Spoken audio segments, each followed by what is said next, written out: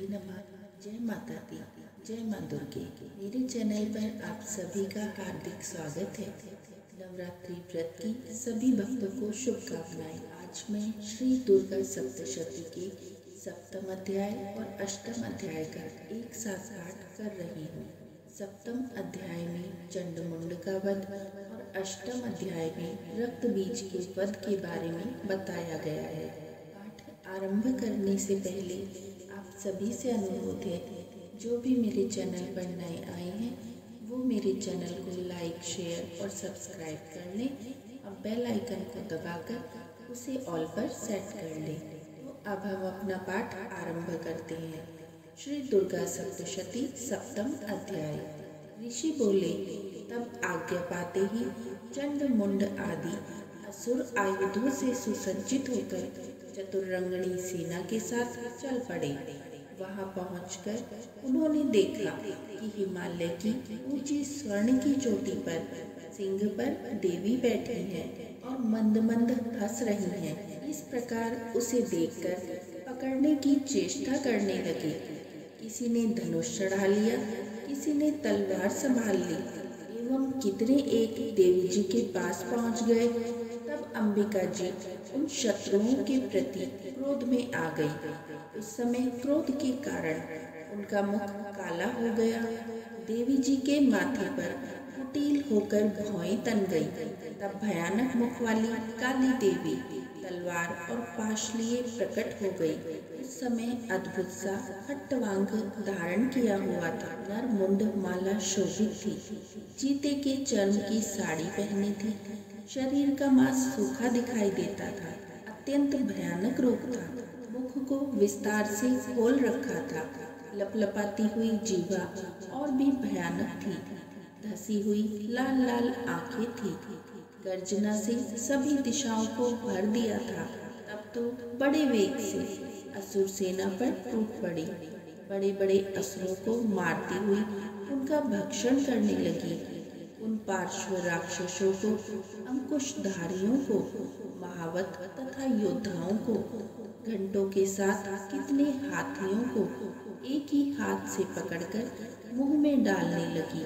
वैसे ही योद्धाओं को घोड़ों के साथ रथों को और सारथियों को भी मुंह में डाल डालकर अत्यंत भयानक रूप से दांतों से चबाती जाती थी।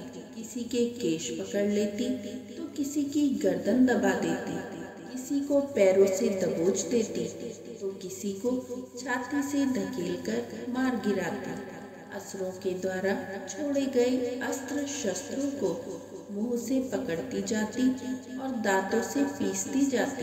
काली जी ने इस प्रकार बलवान दुरात्मा असुर की वह सेना कुचल डाली। उस देवी ने तलवार से क्षण भर में असुरों की वह सारी सेना मारकर गिरा दी। यह देखकर चंड उस भयानक काल की ओर दौड़ा। इधर महासुर मुंड ने भी महाभयंकर बाणों की वर्षा से एवं सहस्त्रों चलाए हुए चक्रों द्वारा उस भयानक आंखों वाली देवी को ढांप दिया।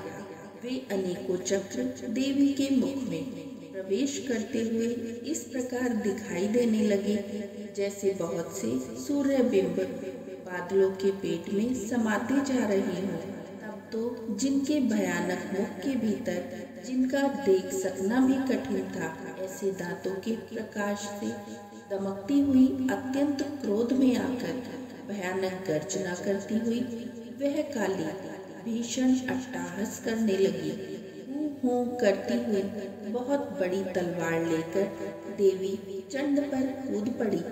उसे बालों से पकड़कर उसी तलवार से झट चंड का सर काट दिया। तब चंड को इस प्रकार मरा हुआ देखकर मुंड देवी जी की ओर दौड़ा। पिता काली ने तलवार से मारकर पृथ्वी पर मुंड को गिरा दिया। बची कुची सेना भयभीत होकर इधर उधर भाग गई। इसके अनंतर काली जी ने चंड तथा मुंड के सर हाथ में लेकर फिर भयानक अट्टहास करती हुई चंडिका के पास पहुंचकर बोली, मैंने यह चंड और मुंड नामी महापशु आपकी भेंट चढ़ा दिए। अब तो युद्ध यज्ञ में शुंभ और निशुंभ का आप स्वयं वध करना। ऋषि बोले, अपने सम्मुख लाए गए चंड मुंड महाअसुरों को देखकर कल्याणी चंडिका काली से ललित वचन बोली कि हे देवी कालिके, क्योंकि तुम चंड मुंड को लेकर मेरे पास आई हो, इस कारण लोक में चामुंडा इस नाम से तुम्हारी ख्याति होगी। श्री दुर्गा सप्तशती अष्टम अध्याय।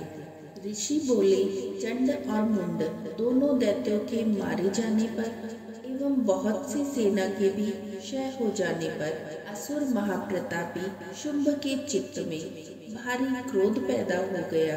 उसने सभी दैत्यों की सेना को युद्ध के लिए आज्ञा दे दी।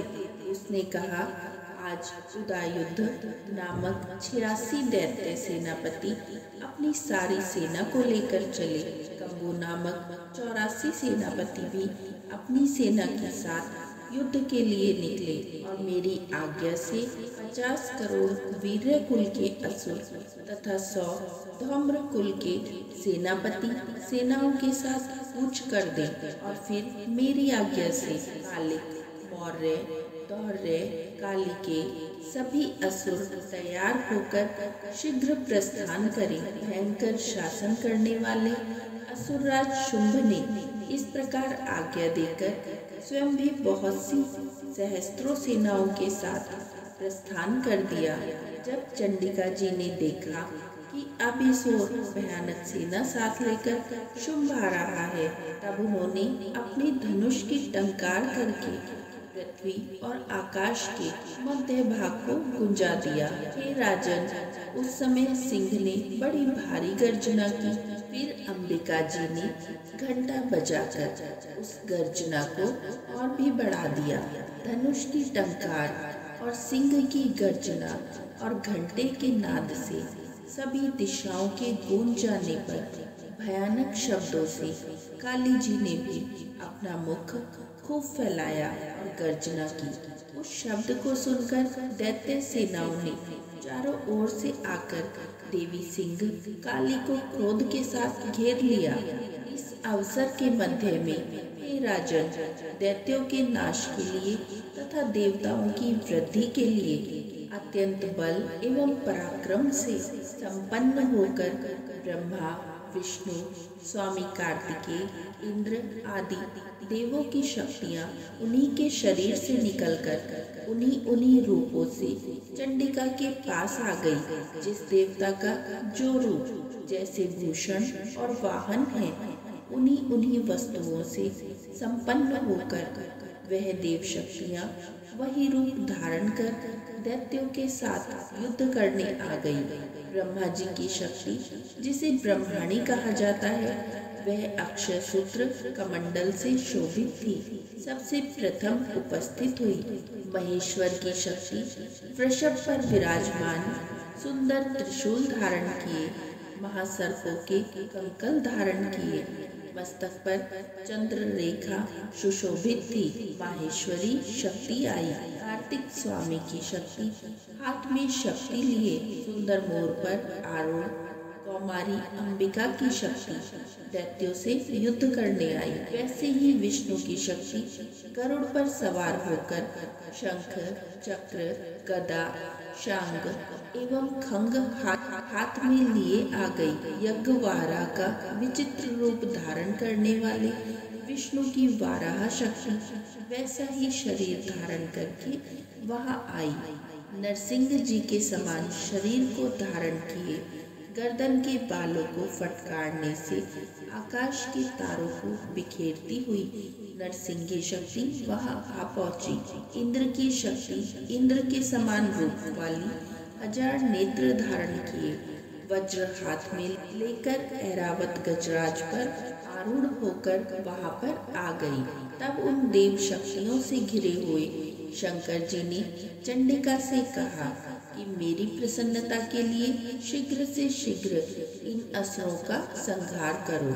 तब देवी के शरीर से अत्यंत भयानक सैकड़ों गीदड़ियों की भांति हू नाद करती हुई बड़ी चंडिका शक्ति प्रकट हो गई।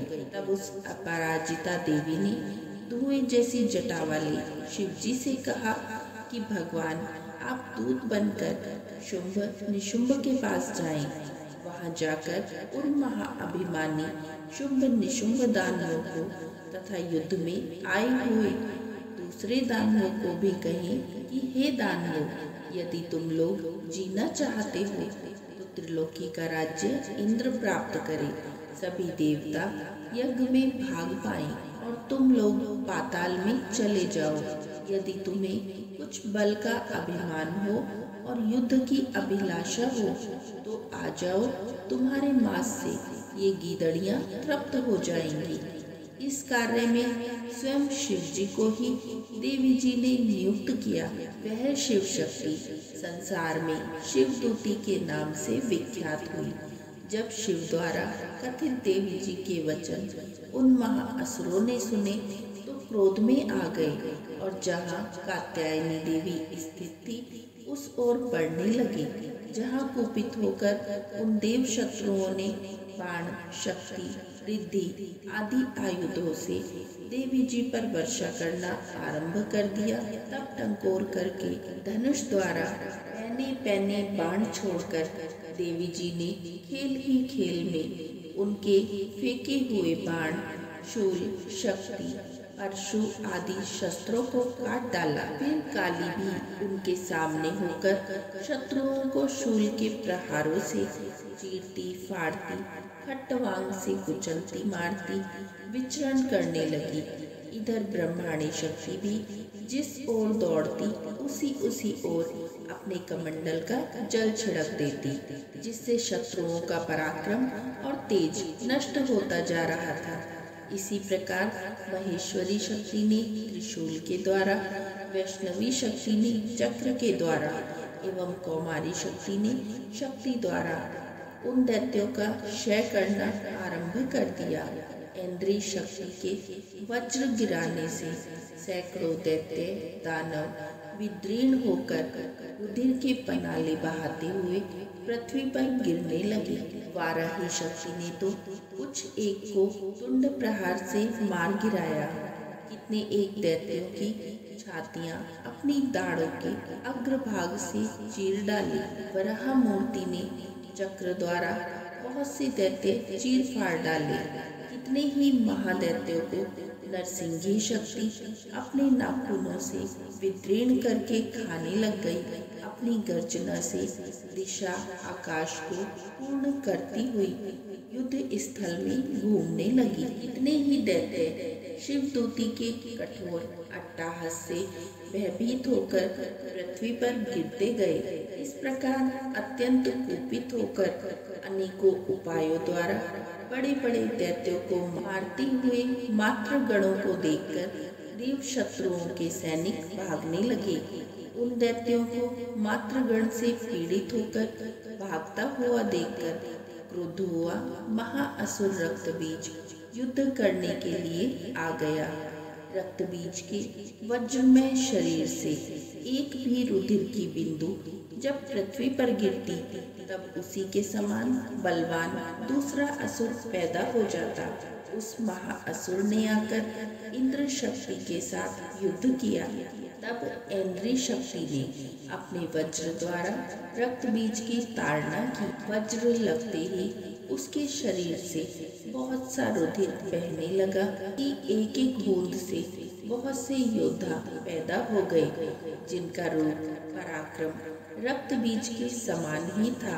जितनी भी रक्त की बूंदें पृथ्वी पर गिरी थी, उसके सदृश बलवीर पराक्रमी पुरुष उत्पन्न हो गए। वे रक्त से उत्पन्न हुए पुरुष भी अत्यंत भयानक अस्त्र शस्त्रों से सुसज्जित मात्र गणों के साथ लड़ने लगे।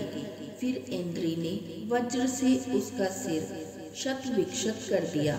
उससे रुधिर बह उठा। तब हजारों पुरुष उस रुधिर से पैदा हो गए। वैष्णवी शक्ति ने चक्र द्वारा उसे मारा। इंद्री ने गदा द्वारा उस असुरराज की ताड़ना की। वैष्णवी के चक्र से शत होने पर उसके शरीर से ज्यों ही रुधिर स्त्राव हुआ, उससे हजारों उसी के समान महाअसुर पैदा हो गए। कौमारी ने शक्ति से उसे मारा, वाराही ने तलवार से, माहेश्वरी ने महाअसुर रक्त बीज का त्रिशूल से हनन किया। उस दैत्य ने भी गदा द्वारा सभी मातृगणों को पृथक पृथक मारा। उस समय रक्त बीज बड़े गुस्से में समाविष्ट था। शक्ति, शूल आदि आयुधों से कई बार विक्षत होने पर उसके शरीर से खून पृथ्वी पर गिरते ही सैकड़ों असुर उत्पन्न हो चुके थे। दैत्यों के रुधिर से उत्पन्न उन असुरों से सारा जगत व्याप्त हो गया तो देवता अत्यंत भयभीत हो गए। देवताओं को डरा हुआ एवं उदास देखकर तब शीघ्र ही चंडिका ने काली से कहा कि हे चामुंडे, अपना मुंह तुम और भी विस्तार से फैला दो। मेरे शस्त्र के पात से गिरते हुए रुधिर बिंदु तथा बिंदुओं से उत्पन्न महादैत्यों को अपने वेगवान मुख द्वारा तुम खाती जाओ। युद्धभूमि में रुधिरोत्पन्न इन महान दैत्यों का भक्षण करती हुई तुम घूमती रहो, तभी इस दैत्य का रुधिर शीर्ण होगा, इसी प्रकार इसका क्षय होगा। तुम्हारे द्वारा इस प्रकार खाए जाने पर यह भयानक नए असुर पैदा नहीं हो सकेंगे। इस प्रकार कहकर चंडिका जी ने रक्त बीज पर त्रिशूल से प्रहार किया। फिर काली जी ने रक्त बीज का रुधिर मुंह में ग्रहण कर लिया। उस दैत्य ने भी चंडिका पर गदा चलाई, किंतु उस गदापात द्वारा चंडिका को कुछ थोड़ी सी भी हानि नहीं हुई। रक्त बीज के शत विक्षत शरीर से तो बहुत सा रुधिर गिरने लगा। उसे चामुंडा मुख द्वारा पीती गई और जो रक्तपात से दैत्य उत्पन्न हो गए थे उन्हें मुख में डाल दी गई। इस प्रकार चामुंडा ने सभी दैत्य खा डाले और रक्त बीज का रुधिर भी पी डाला। देवी ने शूल, वज्र, बाण, तलवार, रिष्टि आदि आयुधों से रुधिरहीन उस महाअसुर को मार दिया। शस्त्र समूहों से आहत होकर वह पृथ्वी पर गिर पड़ा। हे राजन, रुधिर तो उसका चामुंडा ने पी लिया था। उसकी मृत्यु होने पर देवता परम प्रसन्न हुए। मातृगण रुधिर पान के मद से उन्मत्त होकर नृत्य करने लगे। इस प्रकार यह सप्तम अध्याय और अष्टम अध्याय का पाठ यही समाप्त होता है। जो भी त्रुटि हुई है उसे क्षमा कर दीजिए। जय माँ दुर्गे, जयकारा शेरा वाली का, बोल सांचे दरबार की जय।